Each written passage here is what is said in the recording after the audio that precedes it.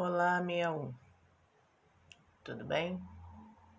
Vamos dar início aí ao nosso terceiro bimestre com a unidade 5. Vamos falar de clima e vegetação. Como nós já começamos a ver nas aulas ao vivo, tá? Vamos falar aí agora sobre atmosfera. Ela pode ser definida como uma camada gasosa que envolve a Terra. A composição dela, tá, nos primeiros 20 quilômetros de altitude, com o ar seco, é de 78% de nitrogênio, 21% de oxigênio, 0,9% de argônio, 0,1% de outros gases, como o dióxido de carbono, o hélio, o metano e etc. A camada atmosférica ela é essencial para a vida do planeta, pois protege os seres vivos da exposição a níveis arriscados de luz ultravioleta. Contém os gases necessários para o processo vitais de respiração celular e fotossíntese, bem como fornecer a água necessária para a vida. Com aproximadamente 800 km de altitude, é dividido em 5 camadas diferentes. Então vamos lá ver cada uma delas. Troposfera. Por estar em contato com a superfície da Terra, a troposfera fornece todos os elementos indispensáveis para a existência de vida do nosso planeta. É palco de praticamente todos os fenômenos meteorológicos ou atmosféricos, como chuva, variação de temperatura, neve e etc. Estratosfera. É lá que o ar rarefeito é composto fundamentalmente de ozônio, gás responsável pela filtragem dos raios ultravioletas emitidos pelo Sol. Mesosfera é considerada a camada mais fria da atmosfera, com temperatura de menos 10 graus Celsius até menos 100 graus Celsius. Nela também se dá a combustão dos meteoros. Termosfera. Essa camada também é chamada de ionosfera, por ser altamente ionizada e forma um gigantesco campo eletromagnético que possibilita a transmissão de ondas eletromagnéticas para a superfície terrestre. Exosfera é a camada mais externa da Terra, consequentemente a mais próxima do espaço, aonde ocorre o posicionamento dos satélites artificiais. Aí tá a exosfera, termosfera, mesosfera, estratosfera e troposfera. Agora, eu separei para você lembrar aí as funções, né? Filtrar, né, as radiações, né? Proteger de meteoros. Também ela nos regulariza aí a temperatura e permite a função aí, a existência, né, de vida na Terra por causa do oxigênio, que é essencial para a respiração. Agora também vamos relembrar aí, né, tempo e clima. O tempo atmosférico ele é caracterizado pelo estado momentâneo do ar atmosférico. O clima já é o conjunto de características atmosféricas que ocorrem em uma determinada região, resultado da sucessão de tempos atmosféricos ao longo de anos. Existem vários tipos de clima da Terra. Quando foram classificados com base em estudos meteorológicos relacionados às variações dos elementos da atmosfera, como temperatura, vento e precipitação, durante um longo período de tempo, no mínimo aí de 30 anos. Então, aqui eu botei os elementos climáticos, é quem compõe, né, a atmosfera, e os fatores que vão influenciar esses elementos climáticos na atmosfera, tá? Os elementos climáticos são temperatura, umidade do ar, chuva, pressão. E os fatores que vão influenciar esses elementos é a latitude, a altitude, a continentalidade, maritimidade, relevo, tá? Então a gente agora vai ver aí os elementos do clima. Vamos começar aí pela temperatura, que é a intensidade de calor que existe na atmosfera em determinado momento. Eu vou ter aí a temperatura máxima, que é a temperatura mais alta em determinado período, a temperatura mínima, que é a temperatura mais baixa registrada em um determinado período, e a amplitude térmica, que vai ser a diferença entre a temperatura máxima e a mínima, registrada em um determinado período. Eu também vou ter a pressão atmosférica, que é o peso do ar sobre a superfície terrestre, que pode variar de acordo com a altitude, pois à medida que a altitude de um terreno se eleva, a pressão atmosférica vai diminuindo. A força da gravidade é quem mantém os gases mais pesados, como o monóxido de carbono e o dióxido de carbono, acumulando nas camadas mais baixas. Eu também vou ter os ventos, que são o deslocamento de ar. A pressão atmosférica, juntamente com a temperatura, são principais responsáveis pela origem dos ventos, que se deslocam das zonas de alta pressão, que são frias, para as zonas de baixas pressões, que são quentes. Eu também vou ter aí a umidade de ar, que é a quantidade de vapor de água presente na atmosfera, que varia de acordo com a temperatura e pressão. Quando ocorre a saturação da umidade do ar, provoca alterações visíveis, como neblina, nevoeiro, orvalho, geada, nuvens e precipitação. Eu tenho aí também a chuva, que é denominada de precipitação fluvial. A chuva ocorre quando o vapor de água presente nas nuvens se condensa, ou seja, passa do estado gasoso para o estado líquido.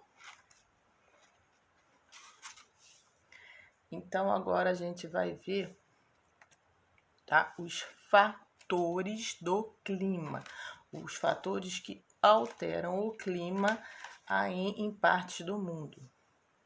Os climas da Terra são variados em suas condições. Depende da influência dos elementos atmosféricos e dos fatores climáticos. Os fatores climáticos são latitude, altitude, maritimidade, continentalidade, as correntes marítimas e as massas de ar.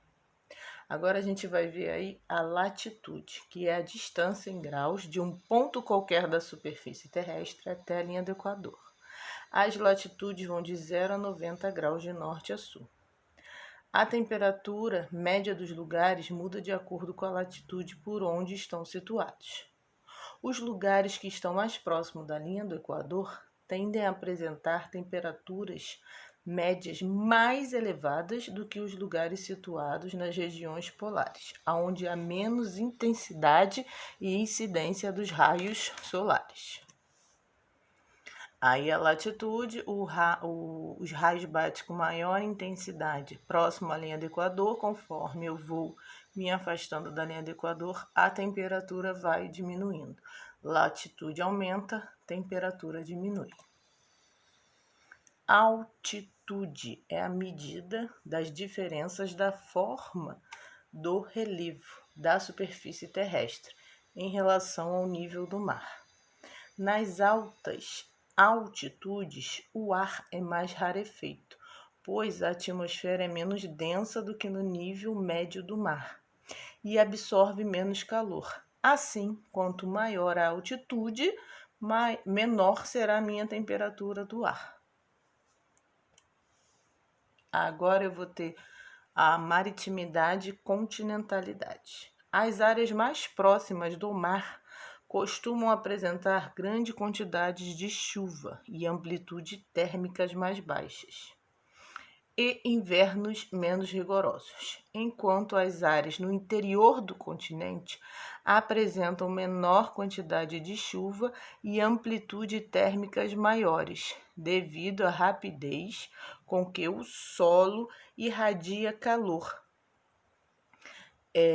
e à baixa capacidade de absorção. A diferença de temperatura decorre também de grandes invernos, são mais rigorosos. Correntes marítimas são massas de água que migram pelos oceanos e mares e influenciam essas massas de ar nos climas. Eu tenho as correntes quentes e as correntes frias. As correntes quentes aí estão de vermelho, as correntes frias de azul. Massa de ar são grandes volumes de ar com temperatura, pressão e umidade semelhante à região em que se originam. E eu também vou ter aí os problemas causados pelo homem, como a poluição atmosférica. A poluição atmosférica traz como consequência sérios danos para o meio ambiente.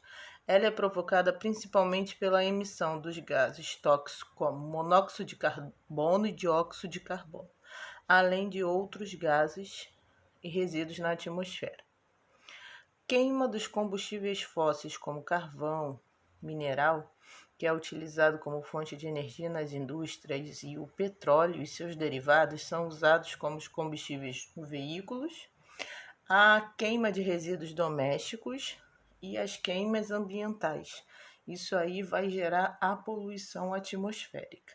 E a poluição atmosférica vai trazer consequências para nós, como a chuva ácida, que forma a partir da reação entre os poluentes lançados na atmosfera e o vapor de água que forma os ácidos sulfúricos e nítricos. A chuva ácida acelera a degradação de estátuas, prédios, monumentos, bem como interfere no desenvolvimento de outras plantas, pois o solo acaba absorvendo substâncias tóxicas dessa chuva. Eu também vou ter aí o efeito estufa, que é um fenômeno natural que ocorre quando parte da radiação solar atinge a Terra e é absorvida pela superfície terrestre. Essa radiação é transformada em calor, que aquece a atmosfera, mas parte desse calor se perde no espaço cósmico e o restante é bloqueado por uma camada de gás que mantém na atmosfera, originando o efeito estufa. Sabe-se que por meio de estudos com a poluição atmosférica, os gases poluentes, principalmente o dióxido de carbono, acumulam-se na atmosfera, retendo a maior quantidade de calor, assim aumentando a temperatura da Terra e provocando o efeito estufa artificial. Esse aumento, é denominado de aquecimento global. E eu também vou ter aí outro fator, causado pela poluição, que é a inversão térmica. É o fenômeno atmosférico natural que ocorre em áreas poluídas por gases tóxicos. E esse material é pesado e tende a se acumular nas camadas mais superficiais da atmosfera. Esse fenômeno afeta a saúde das pessoas e dos animais, provocando doenças respiratórias, como asma, bronquite, entre outras. Aqui, gente, eu passei para você, o clima aí, os principais climas que nós vamos encontrar no mundo, tá? Eu tenho aí o equatorial, que ocorre nas proximidades da linha do Equador, o tropical, que tem temperatura média anual com cerca de 20 graus centígrados, o subtropical, onde as temperaturas são de 18 graus centígrados. Eu tenho o temperado, que é encontrado nas zonas temperadas e nos trópicos e nos círculos polares. Apresenta estação do ano bem definida e temperatura menos 2 graus centígrados. E no inverno pode chegar a 15 graus centígrados. Eu tenho o Mediterrâneo, que ocorre principalmente no sul da Europa. Eu tenho o clima desértico, que é extremamente seco durante todo o ano. tá? A escassez de chuva, pois a pluviosidade não passa de 200 milímetros por ano. A amplitude térmica chega de 40 graus de dia e menos 5 graus à noite. Eu tenho semiárido também, que apresenta temperaturas quentes, que varia de 26 a 30 graus centígrados.